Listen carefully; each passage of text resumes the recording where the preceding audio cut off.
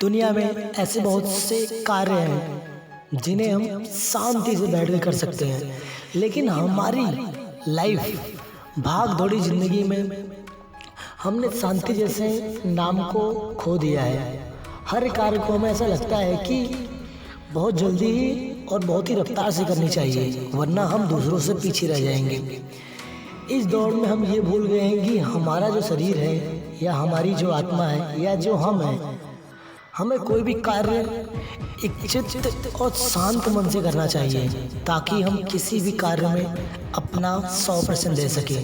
क्योंकि शांत मन से किया गया हर कार्य हमें हमेशा शांति देता है, जिससे हमें और कार्य करने की एनर्जी मिलती है और हम दूसरे कार्यों में भी मन लगा पाते हैं। लेकिन हमारी लाइफ ऐसी हो गई है कि एक कार्य करने के बाद हमें ऐसा लगता है कि नहीं, बस अब मुझे कोई कार्य नहीं करना है, अब थकावट सी हो रही है, अब मुझे सोना है या मुझे आराम करना है। क्योंकि हमारी लाइफ हो ऐसी गई है कि हम शांति जैसे वर्ड को भूल गए हैं। हमारी लाइफ की रफ्तार इतनी हो गई है कि दिन में हम कई कार्यों को एक साथ करना चाहते हैं और कर भी लेते हैं, क्योंकि हमें होड़ होती है कि इसे भी पूरा करना है, इसे भी करना है, इसे इस तरीके से करना है। इस वजह से हमने अपने लाइफ को जीना छोड़ दिया है। इसलिए कभी भी अपने लाइफ में कुछ करना हो तो शांत तरीके से मन को एकत्र करके आराम से किसी भी कार्य करो, ताकि उस कार्य को करने में हमें शांति भी मिले और वह कार्य भी पूरा हो जाए और हमें थकावट भी ना लगे, ताकि हम दूसरे कार्यों में भी अपना 100% दे सकें। चलिए मैं आपको एक स्टोरी सुनाता हूँ, शायद आपको मेरी बात समझ में आ जाए कि मैं कहना क्या चाहता हूँ। एक किसान होता है, उसके पास एक घड़ी होती है और वो घड़ी उससे अचानक खो जाती है। वैसे तो वो घड़ी इतनी कीमती नहीं होती कि वो व्यक्ति खोजे, लेकिन उस घड़ी से उस किसान का थोड़ा लगाव होता है।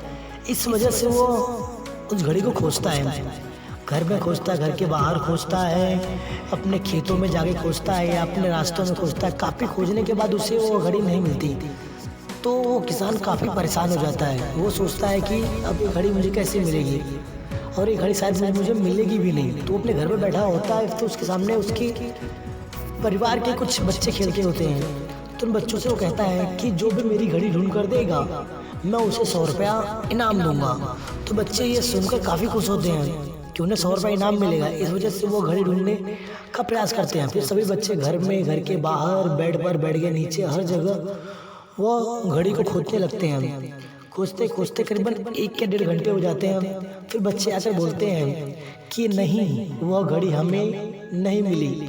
सभी निराश होकर बैठ जाते हैं। फिर उसमें से एक छोटा सा बच्चा होता है, वह बोलता है कि मुझे आप एक मौका और दीजिए, शायद मैं आपकी घड़ी को खोज सकता हूँ या ढूंढ सकता हूँ या किस जगह पर है यह अंदाज़ा लगा सकता हूँ। तो उस बच्चे को बात सुनने के बाद वह व्यक्ति बोलता है कि उस किसान ने कहा कि हाँ चलो, मैंने आपको एक मौका और दिया।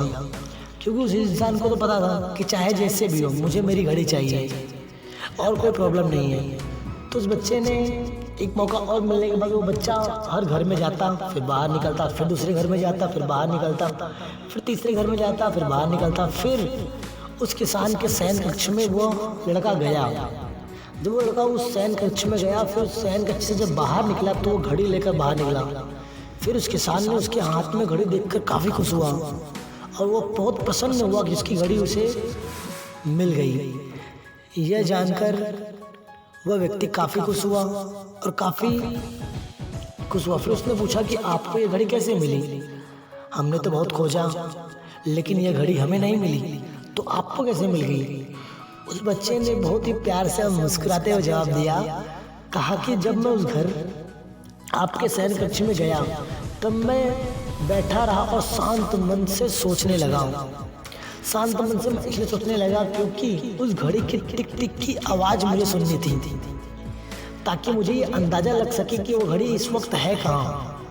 अगर वो इस घर में है तो ज़रूर शांत मन से बैठने पर वो टिक टिक की आवाज़ मेरे कानों तक जरूर आएगी या मेरे कानों तक जरूर पहुँचेगी।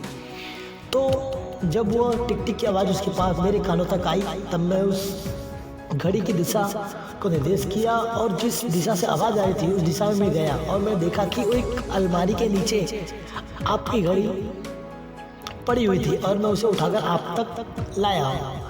तो याद रखना, इस कहानी से भी हमको यही शिक्षा मिलती है कि लाइफ में शांत रहना बहुत ज़रूरी है, क्योंकि जब हम शांत मन से और शांति से कोई कार्य करते हैं तो वह कार्य भी पूर्ण हो जाता है और थकावट भी नहीं होती और हमारे कार्य भी संपूर्ण हो जाता है, जिससे हमें खुशी मिलती है।